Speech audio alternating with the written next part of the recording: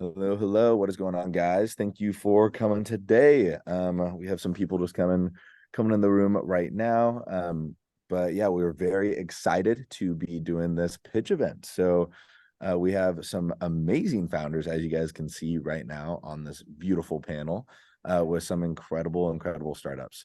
So yeah, I'm going to tell you a little bit about what we do over at Forecastr, and then I'm going to tag in the local legend himself, Raj Nation, who is going to be telling you about Startup Hypeman. I'm sure a lot of you guys already know what that is. So my name is George. I'm over at Forecastr, and we do financial modeling for startups. So what the heck does that even mean? Essentially, when you're starting your startup, you have your pitch deck and it is an amazing story of how everything happens, but you need to show how that story occurs and how it happens, right? How does that story actually take place? And that's what a financial model does. It shows you in every single minuscule detail of what that looks like. So usually you're going to be in Microsoft Excel or something like that and be maybe a little bit confused. And, if one cell breaks, you have really no idea what's going on with your model's broken. With Forecast, you have a dedicated financial analyst that'll help you build that model. They'll teach you how to communicate that to investors as well and actually get visibility into your startup, into your business holistically. So I would definitely highly suggest it. My previous experience is in VC. So I've seen thousands of pitch decks. And a lot of times when you get to due diligence, this is the part where it's tough. But yeah, if you guys right now could do me a favor, blow up that chat. We're gonna throw in name, title, your company and your LinkedIn because we wanna connect. But that's me, guys. Look out for Jimmy right here. I don't know if he's next to you on my screen, but he's right here on my screen. Oh, he's over here. Okay. But he'll throw in the chat right now. I'm one of the partnerships guys, so I can give you guys a little bit of a discount, which is awesome. So 20% off for that first year. And that is because we have, like I said, the local legend Raj here who has that partner deal with us. So I'm gonna hand it off to him and he's gonna tell you guys what he does. Awesome. Thanks, George. Appreciate everybody for tuning in today to this virtual demo day we're doing in partnership with Forecastr. For those of you who don't know me, nice to meet you. My name is Rajiv Nathan, aka Raj Nation, the founder and chief pitch artist of Startup Hypeman. If you're not familiar with us, essentially the situation we often find is that founders have this zero moment of truth, and that's what I call rush hour syndrome. If you've seen the Chris Tucker, Jackie Chan movie Rush Hour, there's that epic scene where he says to him, "Do you understand the words that are coming out of my mouth?" That's what we find a lot of entrepreneurs are facing, where they've got the big idea, the big picture in their head, but when they talk about it, when they present it, when they pitch it, it comes with a lot of scratched heads, confused looks, people saying, "Huh? What is it again?" Or I would argue worse, "Oh, I get it. Another insert generic app here." When the stakes are often this high, I think you can't be another anything. You got to be the only you. And that's what we focus on, which is helping startups, as we like to say, become the GOAT to market. And we do that through figuring out the right pitch, message, presentation, story that helps them get recognized not as the best, but as the only. And in so doing, those scratched heads and as RSU literally scratches her head, those scratched heads and confused looks start converting into people cutting checks, whether that's from investors or customers as they grow their company. That's us. You can check us at startuphypeman.com. And I'm excited because 3 of the companies that are pitching today are out of our client portfolio, which you will see with Call Emmy, FitGrid, and Buyable. Awesome, guys. Well, sweet. Raj, thank you. Couldn't do this thing without you guys. So, hey, we'll get straight into the pitches here. Want to make sure we have a good amount of time for everyone to pitch. So we'll do these 5-minute pitches and then a minute or so of Q&A after. Feel free. We want this to be as interactive as possible. So, throw in any questions that you have, anybody that is in the audience right now. Looks like we got a good little turnout. So, yeah, first up, hopefully I don't butcher this name. I honestly, Arzu. Yes, very good. Very good. Good job. Arzu is all right. She'll be up first for us. So if you want to pull up your pitch deck, share your screen, I'll give you the floor and you can take it from here. Perfect. Awesome. One Sweet. moment. No worries. And for anybody wanting to connect with the founders afterwards, please do. They'll throw in their contact information and or hopefully have them on their slides. So please feel free to directly message them and connect with everybody in the chat. We got a lot of LinkedIn stuff going here. So I will hand over the stage here right now. So 5 minutes starts whenever you're ready. You all see my screen? Yeah, looking great. Looking great. All right, great. Thank you, everybody. Hi, my name is Arezou Zarafshan, and I am the founder and CEO of Call Emmy. We are the only platform that gives every working mom and dad peace of mind. You wonder why? Well, let's take a look at, once my slides advance, let's take a look at the modern family. What you see in this picture is my family, my husband, our beautiful son, and myself. And like countless other families in America, we are faced with endless responsibilities, anything and everything from laundry and PTA meetings and cleanings to date night appointments and doctor appointments. And we feel all the stresses. Why are we so stressed? Because we cannot find trusted help. What does it take to get that trusted help? Well, for a typical family, and by the way, these numbers are actual, for a typical family, it takes at least 3 apps on their phone, hundreds of dollars of monthly subscription fees, thousands of dollars of not very effective background checks. It takes at least 85 hours on the part of the parents to source at least 6 hours of interviews with a chance of success of 10% to find one person. How do I know this? I've gone through it. And that is why I founded Call Emmy. We are the platform that turns headaches into help. Our platform is a one-stop shop. You do not have to have 18 different apps downloaded. We are on demand so parents can get the help they need on their own terms. But most importantly, we are trusted. And trust, as a parent speaking, is the most valuable currency that a parent holds. We do not take that for granted. Working with us is simple. You go on our website or you download our app, you select the service, you decide when you need that service, and you're instantly connected with thousands of vetted and qualified background check service providers. And then you review and relax. It's like having a trusted personal assistant in your phone. And like I said, trust is the highest value currency that a parent holds, and we have earned it. How do I know that we've earned it? Well, look at our numbers. Our LTV to CAC is 31. On average, we get 26 bookings per household, and our average booking value is $159. Last month, it was actually $195. So look, numbers don't lie. We've earned this trust. This is the only quote I'm going to read from one of our customers. And she says, if changing lives was one of your goals, you have definitely succeeded. I can't thank you enough for creating this service. We've changed Joan's lives and we've changed thousands of others. Look at our numbers. We've only been alive for 2 years. And year over year, from year 2 to year 1, we grew our top line 300%. And we are growing very, very nicely with no marketing that we've spent in 2023. But look at where we're going. In 2024, we are planning on being at least $1.8 million, and we're going to scale from there. Our business model is simple. We have 3 components. The B2C, where we take 30% of every booking that's live and well, and that is mainly where that 330 and this year 400,000 comes from. I'm going to turn your attention to 3, the B2B, the third business model, which is on-site childcare for events and conferences. This revenue stream is blowing up. Year over year, we've grown that 80%. And we're partnering with brands such as Colorado Women Bar Association, Colorado Bar Association, American Academy of Forensic Scientists, and more.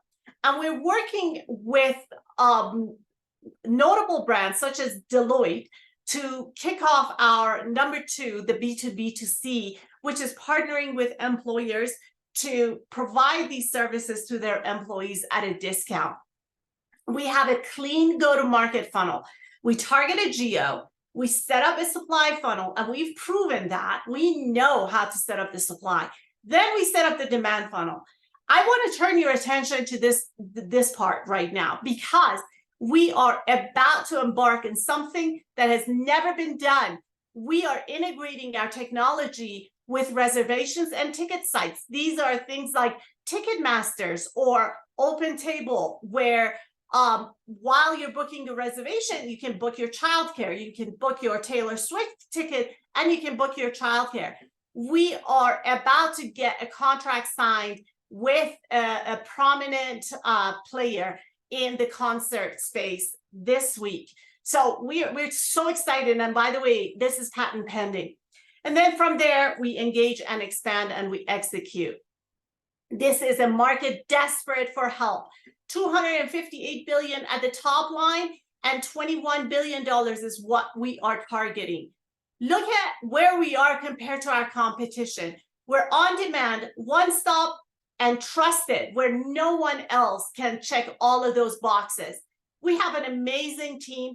I am a second-time founder. I am one of the top 25 recognized women in business in Colorado, and I have Fortune 50 background. Kenji Kato is literally a NASA scientist.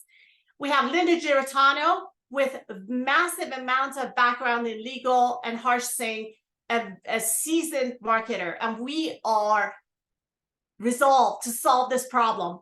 In 2024, we will generate at least $1.8 million of GMV with $600,000 of revenue. We will have our tech integration live, and we'll have at least 20 events and conferences supported. But this is not just a working mom problem. This affects all of us. This is a $1.3 trillion economic opportunity loss. Think about how many jobs this will mean for the US economy. Think about how many roads, how many schools this will support by enabling help for working moms and working parents, reducing absenteeism, reducing attrition. This affects all of us. So please join me in solving this problem for every working parent in America. Thank you, and I'm here to take your questions. Awesome. Yeah, if we have any questions from the crowd, please feel free to throw those in right now. That was amazing. Come on. See, everyone's losing it. Love to see it. So yeah, please feel free to throw those in right now. See some clapping emojis coming in. And if not, then we will get them moving. Okay, so we have a question coming in right now. Did you have any negatives, and how did you deal with them? From Albert. Can you please let me know when you say, did I have any negatives? What I'm not sure what that means. If you could help me understand, I would appreciate it. Thank you, Albert. Awesome. And then we have another one from Sunil. How are you able to get caregivers to choose your platform versus care or full-time nanny jobs? Yeah, so great question. And I see that Albert also says negative experience with caretakers. Okay. Indeed has proven to be a really good platform for us. We actually put an ad like $5 a day on Indeed, and we get massive amounts of intake from our providers. Why do they choose us versus care.com or other platforms? Number one, we pay well. We charge well, we pay well. Our take rate is 30%, they take 70%. That is far more than Uber, DoorDash, Lyft, and every on-demand platform out there. Number two, they get guaranteed payment in the event of the cancellation. Number three, they have a community. We don't just, send them gigs. We support them with resources, trainings, support. We have one of our caretakers who said she was never able to talk to a live person on care.com. So we have that brand loyalty with them. The question that somebody asked about, did I have any negative experience with caregivers? We have a very, very comprehensive onboarding process, and that process in and of itself vets out 40%. Only 60% get through our vetting process. And once they get through, they have basically 2 chances to mess up. And once they mess up, unless it's something egregious, but once it mess up like a no-show or a complaint, they're done. So we have a self-selecting, self-managing platform that really makes sure that the best caretakers bubble to the top and stay there. Awesome. All right, we have time for one more question. How do you validate the caretakers? Do they have to be licensed in any way? Yeah. So we are a gig platform. We are not a licensed childcare provider. So no, anyone can be a babysitter. Anyone can be a cleaner. However, they have to go through a very, very comprehensive background check, psychometric analysis, and a vetting process. No one does it the way we do it, and we do it all through technology. Our background check is actually in some cases better than the United States of America, because US government goes back 7 years and we go back for as long as they've been alive. And we've never, ever had a safety issue with any of our caretakers. Awesome. Love it. We'll give it up for her. Come on. That was amazing. We love Call Emmy. Thank you. Thank you so much for presenting. That was incredible. All right. Up next, we have FitGrid. So we have Nintendo from FitGrid. If you want to pull up your deck, we'll get him moving here, man. Good. Fun fact about him, he is actually currently in Cancun. What a life. Love to see it. Ready to roll. Awesome, man. Yeah, when you get us started, I'll start that timer. Can you see my screen? Yeah, looks great. Looks great. Okay, great. Hey, everyone. My name is Ntiedo Etuk, but as George just said, I normally get Nintendo. So just go with NT, which is fine. So listen, we're going to talk about FitGrid today. And FitGrid is a community engagement system for gyms and studios. But the goal is, I don't know if many of you go to the gym, it's a terrible hospitality experience. No one ever knows who you are. No one helps you or makes you want to come back. We're going to solve that problem. We want to make every person feel like the center of their fitness world. But there's a bigger picture. The bigger picture is, can you imagine a place, maybe called FitGrid, where ultimately everyone, studios, gyms, consumers, instructors, and brands all come to meet? So if you're a consumer, you're looking for a yoga studio, check it out on the grid. If you're looking for a private instructor, you can find that on the grid. If you're looking to organize your jog around the park with your friends, you can find that on the grid. And with the data that we get for what people are doing, for example, you jogged 5 days a week last year. Well, Nike has a set of running shoes for you. Or you're trying to lose weight, but you're doing hatha yoga. Well, pair that with the nutrition program from Blue Apron. So that is the vision that we have, the big vision that we have. But how do we get there? Why is that the future? And where do we start? We started in boutique fitness. As everyone knows, yoga, bar, spin, Pilates, HIIT, it's everywhere. And the reason we started in boutique fitness as opposed to gyms is because in a gym, I have no idea whether you're on the treadmill, basketball court, weight room, or in the shower. But with boutique fitness, we know that you're in the yoga class, we know what time, we know how long you're there for, we know who you're with, I even know how much you pay, so I know your economic demographic. The data is vast, starting in boutiques. And that allows us, and that has allowed us over time to establish a beachhead. We do about 170,000 MRR right now. We're in about 1,000 active locations. We have a monthly controllable churn rate of about 2%. If you look at our B2B metrics, we do about 80% trial, so free trial to paid conversion. Actually, last month was 96%. We have an 8-month CAC payback period, and our sales cycle is about 24 days with these studios. And we have the receipts. So we're demonstrating gains. So for studios that use our software, we've increased first-time client returns by 35%. Those clients spend 2.4 times more money in the subsequent 90 days, and they stay in the studio 3 or more months longer. But that was just a Trojan horse. The studios allowed us to basically build an ecosystem. And that ecosystem is now about 14 million consumers strong and about 87,000 instructors strong. Just to put that in perspective, 14 million consumers is about 1/3 of the group fitness consumers in the US. 87,000 instructors is about 40% of the group fitness instructors in the United States. We have thousands of studios on the platform. That ecosystem is going to be the second part of our model, of our business as we move forward. But here's, for what we're focused on right now in the B2B space, what problem are we solving? The fact is, boutique studio owners are sweating, and it's not from class. If you walk down the street, you'll come across 2 or 3 different boutique studios. People are still Pelotoning despite all the negative headlines. They are still around. ClassPass, which you might or might not know about, is eating into margins for these studios. And the way that these studios would normally solve these problems by adding more staff, they can't do sort of post-COVID because it's been a slower return for the industry. So basically, this is a relationship business, and the relationships are slipping away. So our solution is that a studio becomes every client's best friend with clarity on how to do that. What does that mean? We are a relationship management platform. So the first relationship we care about is the owner. So I ran, as I was building the software, I ran a little pop-up studio. Thought I had a couple of degrees, thought I was pretty smart. Small business is hard. There were like 20 problems. I didn't know which one to start with, how to solve it. And the people on the block who I could ask were actually my competitors.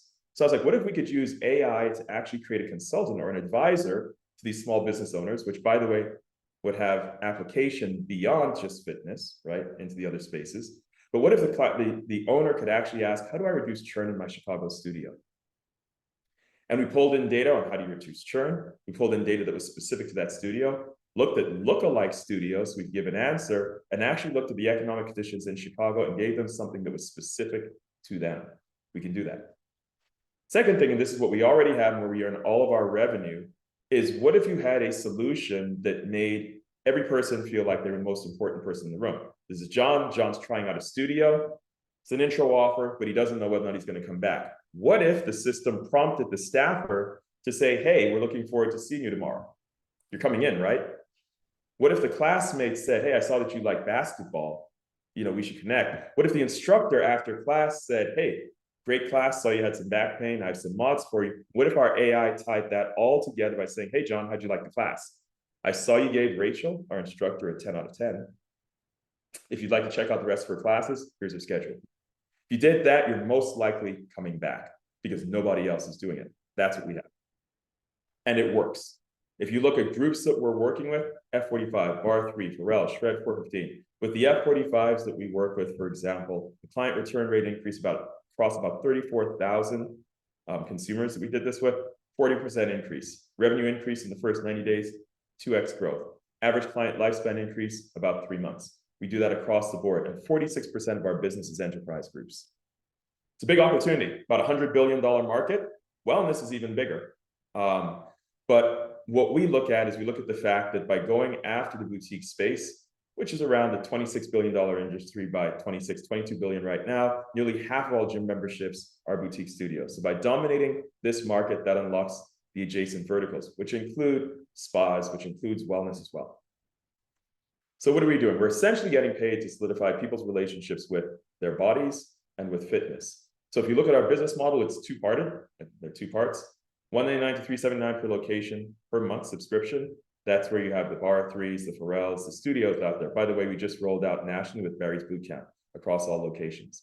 And then with the on-the-grid part, that ecosystem that we talked about, we take 10 to 25% on the services that are sold on the grid. Now, there are various brands associated with that. We're starting this piece in January, and I can't reveal those brands. But yes, there are people that are now seeing value in doing that. Here's how we look at it. If you understand this space a little, there are 2 types of systems that you have. One is a transaction-based system. When you walk into a studio, you swipe your card, and the payment is being processed by someone like a Mindbody or Mariana Tech or Club Ready down at the bottom. Those are transaction-based systems. No one's building a relationship-based system as we are. The closest that you have are these folks that build automated message systems. So we are unique to this space and look to do this in this industry and expand way beyond. And we leverage network effects as a key advantage. One of the key parts of what we do is our messages are actually created by our artificial intelligence with all the data that it has. So think about that. We're sending out millions of messages. When you as a new studio come onto our platform, 1,000 other studios on there sending out messages, the messages that we generate for you, we know where to put that smiley face emoji to get the reaction that we want to drive greater conversion or what have you. And then as we move forward with the grid, somewhat like the OpenTable example, where they sold B2B software into restaurants for a while, then opened it up to consumers, that's what we're now doing with the on the grid. And it scales nicely. We basically are doing revenue of 2 million this year. That'll go to 3.3 I'm sorry, 4.2 million total next year with the on-the-grid revenue. And then we scale from there to about 18 million in 2026. We'll be profitable middle of next year. Very excited about that. All of my gray hairs will turn black again. This is me. I'm a Henry Crown Fellow at the Aspen Institute, Cranes 40 Under 40, World Economic Forum technology pioneer, and a bunch of other things. Most importantly, I'm a black belt in Taekwondo, so don't mess with me. And then finally, we have a great team that sits behind us. Andre, our CTO, Oleg, our VP of Product and Engineering, Bernice, our VP of Ops, and Evan, our VP of Communities, from some of the best places on earth. Andre put people together to get married at the Knot.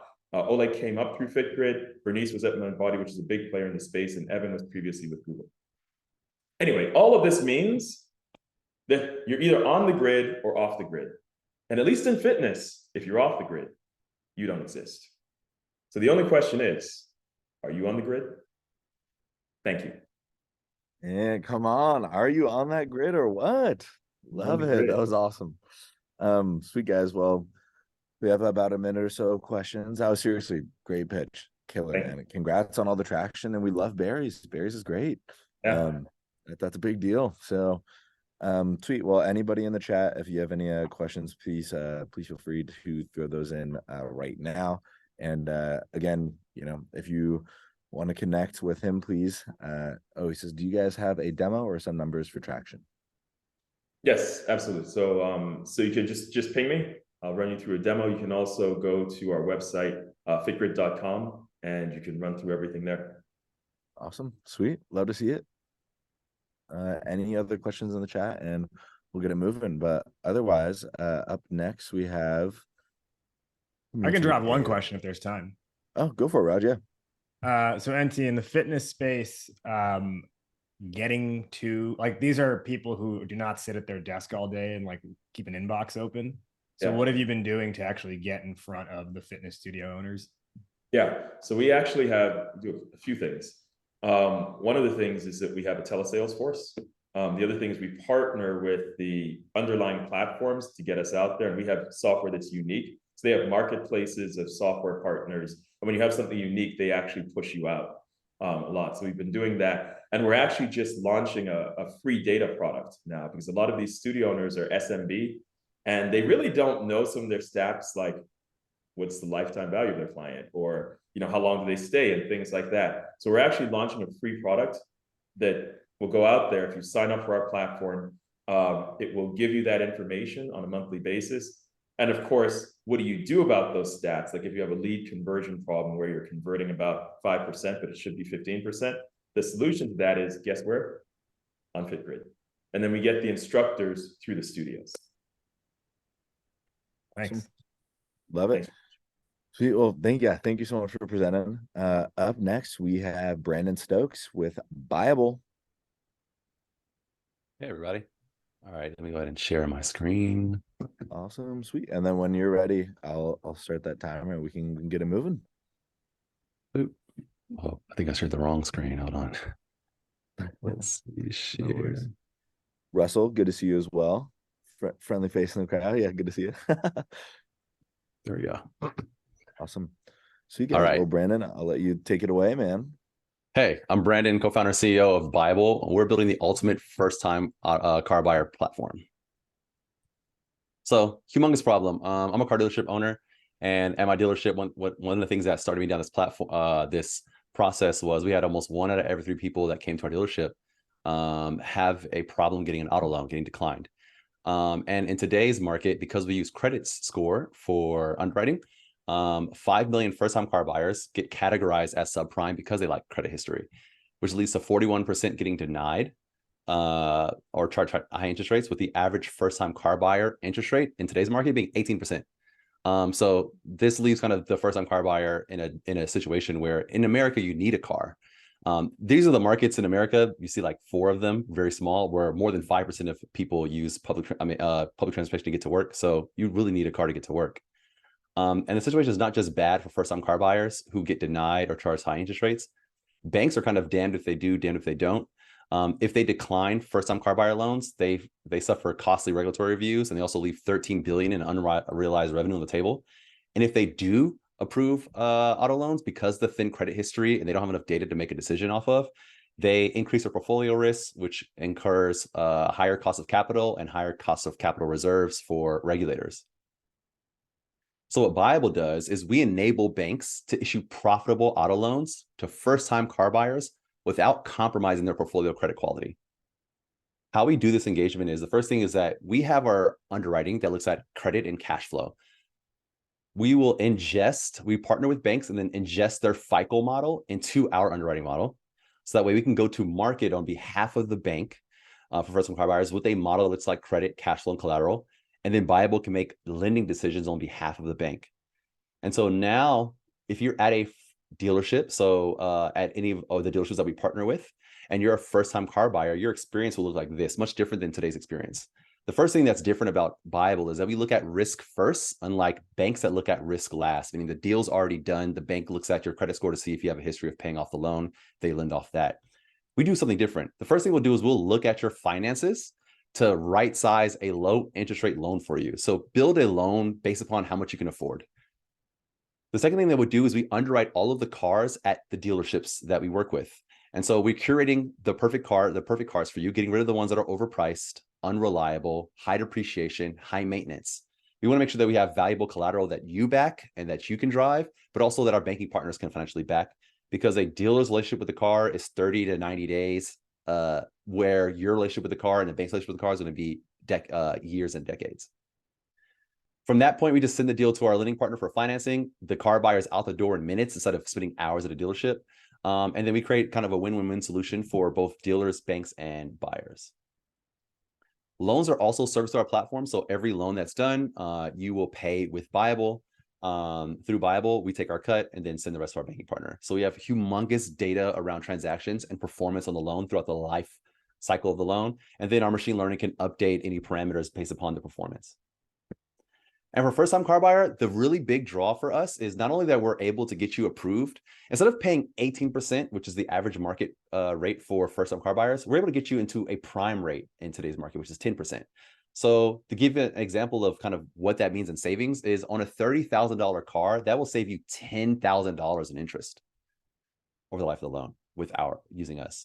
And then for banks, they're able to increase revenue with a much younger, profitable customer that they otherwise wouldn't have. They're also able to save time and money from not having costly regulatory reviews and also declining bad applications. And banks need us more than ever right now. While auto loan volumes have tripled in the last decade, we've seen a significant decline in the number of banks and credit unions closing down. They're not able to maximize the uptick in auto loan volume. And with this volume and these deals that we do, we write shotgun. We get 200 basis points on every single loan that we do. So for a $30,000 loan, that's about $1,800 that Buyable gets. We're launching this model in Q1 of next year. And then we also get humongous referrals. We're going to be launching in Q3 of next year, our referral generation. So for every lead that we generate for both, think about this is first-time car buyers. They're also going to need first car insurance, warranty, banking products and services. We get anywhere between $100 to $1,000 in upfront cash for that. And auto loan market and demand for auto loans is huge. The demand for auto loans is more than mortgages and student loans combined. So humongous market there. We are creating a new market for pre-prime first-time car buyers. And that's a $5 billion market. From there, we can grow to not just looking at first-time car buyers, but looking at all car buyers. And if we focus on just all car buyers in California, New York, Florida, Texas, which is 70% of auto loans, so $33 billion, with kind of a total market size of $45 billion. We get to these buyers by top-down partnerships with banks. So we partner with banks that have $1 billion or more in auto loan volume and an existing network of dealers. Most of the banks we talk to have 500 or more dealerships. Then the banks that we work with will actually say, hey, we typically don't do first-time car buyer loans because most prime banks don't. But we will start doing prime first-time car buyer loans now. In order to get a loan from us, you must use Buyable. And so from there, so that gets us into the dealerships that we have, helping the dealers close sales with tricky first-time car buyers with a low interest rate, creating a humongous moat for partnerships. The more data that we get, the better decisions that we can make. And we also become a trusted brand for first-time car buyers in a market that leaves with them a lot of uncertainty and a lack of transparency. Hey, Brandon, we're going to have to wrap it up here soon. Sorry. Okay, sorry about that. We've already got the green light on 2 major banks, with 21,000 people on our wait list, representing 600 million in auto loan volume. When it comes to, we were able to hit all the markers for needs when it comes to rates, loans, reliability, the digital car buying experience, building something that aligns buyers and regulators, and then require no infrastructure changing. And we're the team to do this. I am a 3-time founder. I'm a car dealership owner, ex-investment banker, so I know how to talk to banks, and I've scaled 2 previous startups to 1 million ARR with 3K raised. I'm also an alum of both Y Combinator and Techstars, my previous startups. My CTO Deary has scaled in data engineering at 2 unicorns. He's also was the head of a fintech company called Jerry, which was acquired in 2020. And my other co-founder has built 10 years of building products, data engineering, and products for public traded companies. And we're Buyable. If you are interested in joining us on the journey of enabling banks to lend profitable and safe auto loans at a loan rate to first-time car buyers, let us know. Hit me up at Brandon@buyable.ai. Awesome. Thank you so much, Brandon. That was awesome. Give it up for him. Come on. Love to see it. Brandon, I'll let you answer those questions directly here because, like I said, we are coming up on time. So, okay. Joe Livingston with Item Farm. I'm going to tee you up, man. So feel free to share your screen and we'll get it moving.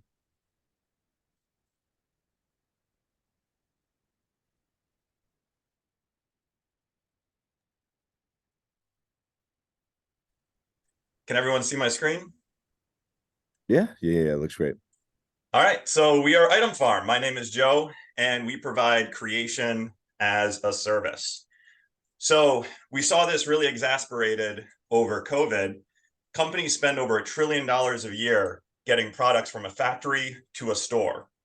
And one of the real dangers of this is it actually limits the number of products that can actually be on those shelves because the retailer needs to know this is going to be a successful sale. So we tried to flip that and say, okay, let's build a factory that fits inside the store. And what would that look like? So that's what we did. This is the orchard. That's about 6 feet long. It fits on a standard folding table. And as it's displayed right now, it delivers 14 3D printers so it can scale retail locally.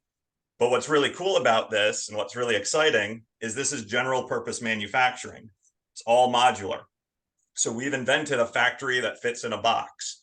The second module that we're prototyping right now can actually take your water bottle, strip it down, and turn it into the filament that we need for those 3D printers.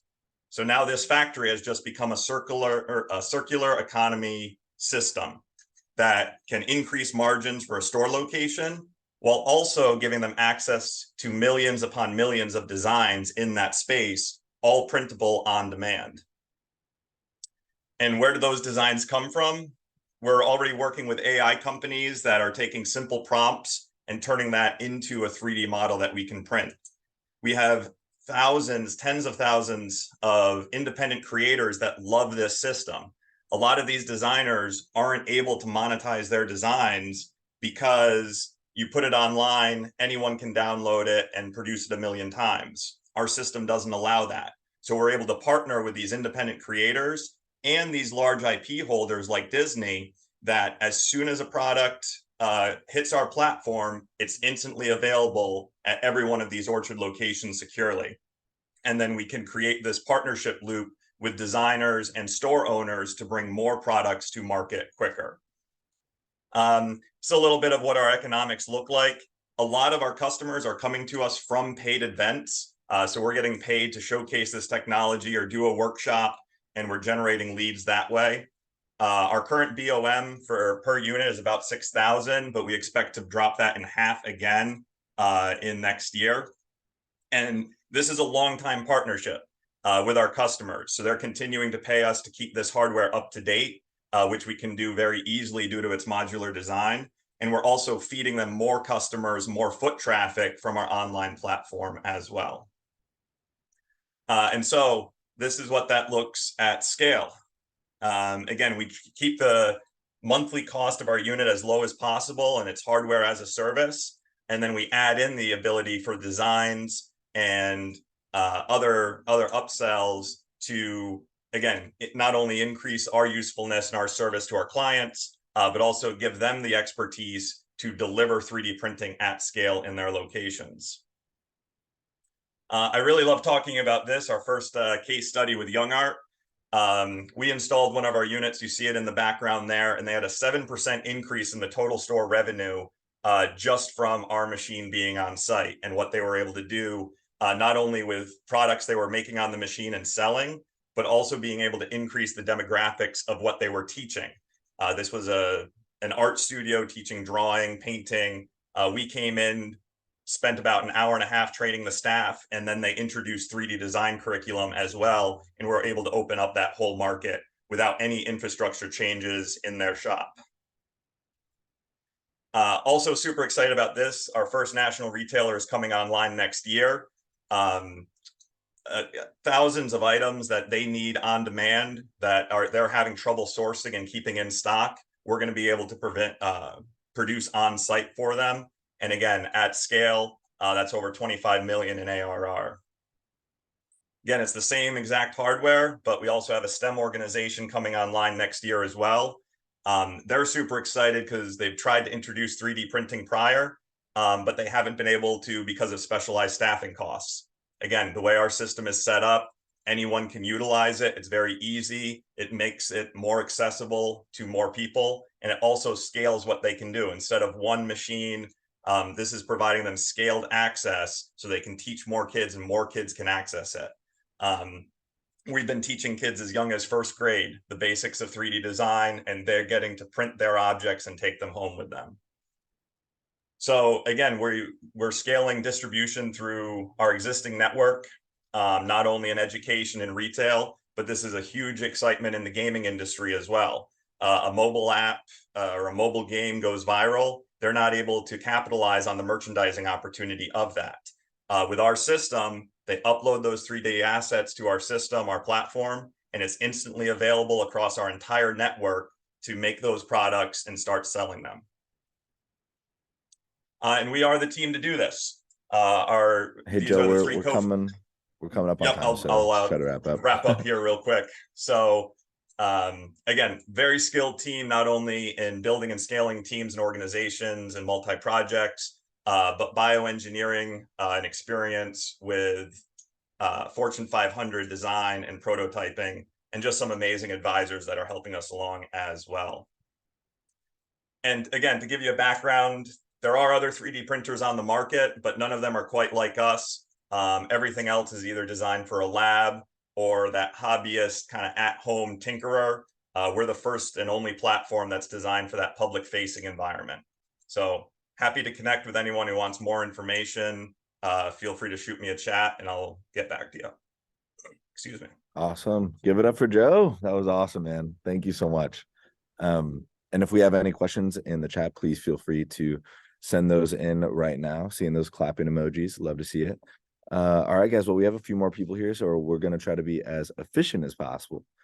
We have Mariana Padilla with Kikrr, and if you have any questions for Joe, please type them in the chat. Mariana, I will let you pull up your screen, and we'll get it moving here. Okay, thank you. And I'm in the hallway at a conference, so I think they're breaking for lunch. So I apologize if it gets a little bit loud.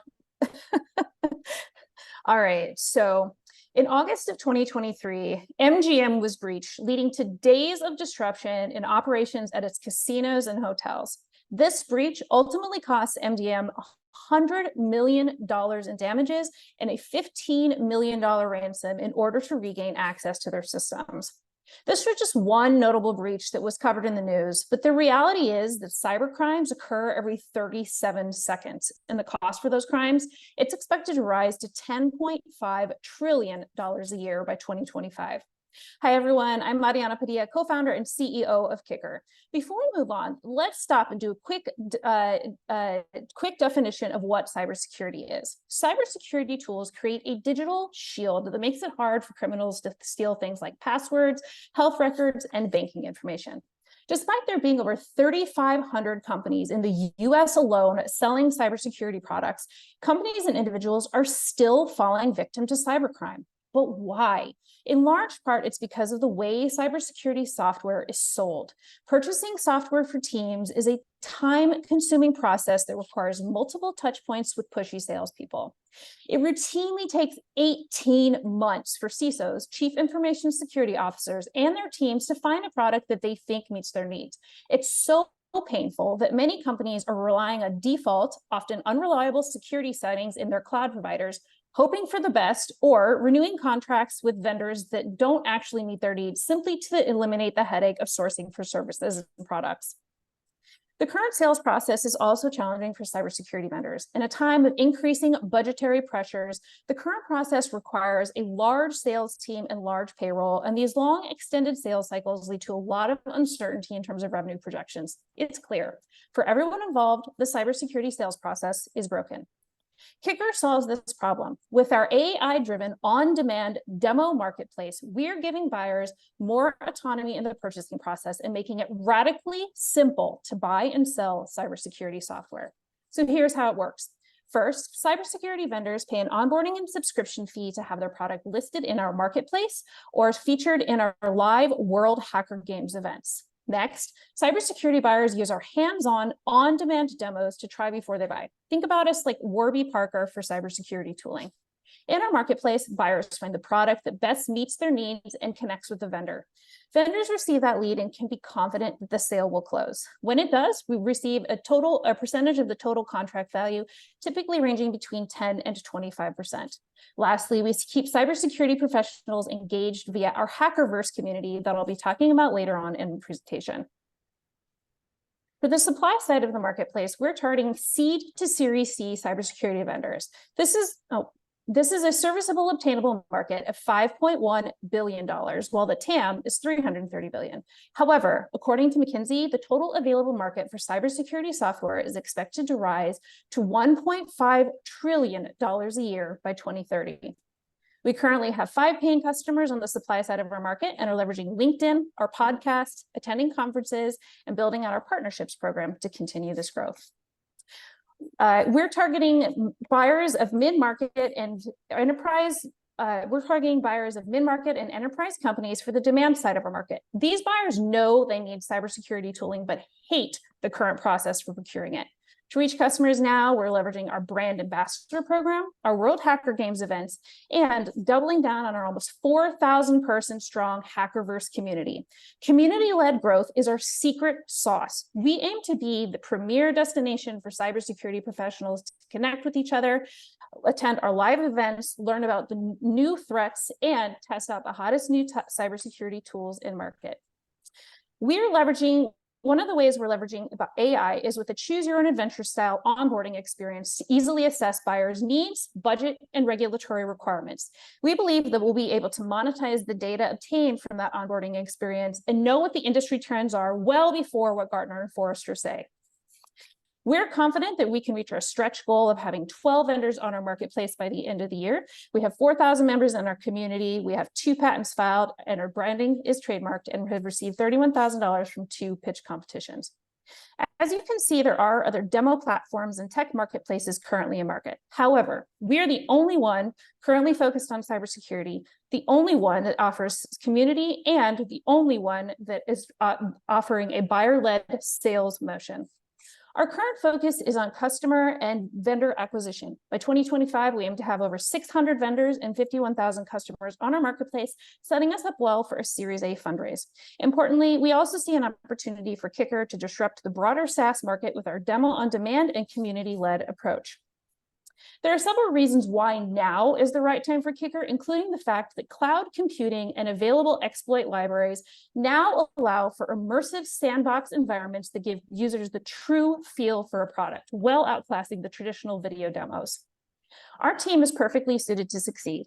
Collectively, we have over 100 years of cybersecurity and entrepreneurship experience, and recently brought on an AI advisor to help guide the integration of AI tools in our marketplace and our community. Kikrr's disruptive demo on demand platform is a win-win for buyers and sellers for so many reasons. But ultimately, when vetted cybersecurity software is easier to buy, the world is a safer place. Thank you. Awesome. Sweet. Thank you, Mariana. That was incredible. Yeah, if we have any questions in the chat, then please feel free to ask those now. And yeah, we see Brandon, he just threw in his contact info, Mariana, if you want to do the same. And up next we have Russell Jones with Cargo Chief. Russell, good to see you again. And if you could pull up that deck, that'd be awesome. Thank you very much for the opportunity to present it. Appreciate that. Let me pull up screen 2 here. These are good presentations today. The bar is high. There's no doubt about it. Amen to that. You should be able to see my presentation pop in here. Can you see that?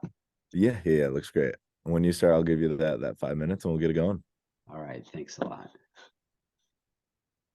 So we are helping the 28,000 freight brokers. They're trying to buy their truckload capacity. They're on super lean EBITDA margins and it's highly competitive.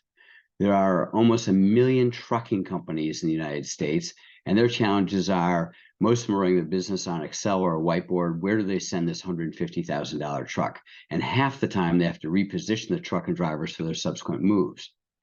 There are a bunch of private fleets that are almost half the trucks. They're empty 40 to 50% of the time, and it's hard for them to arrange backhaul buyers. It's not core to their business. So our solution is called C4. The broker needs to get a truck from New York to Atlanta. He looks inside his TMS and notices that Carrier X held Miami to Dallas. He goes, that doesn't do anything for me. So he dismisses that.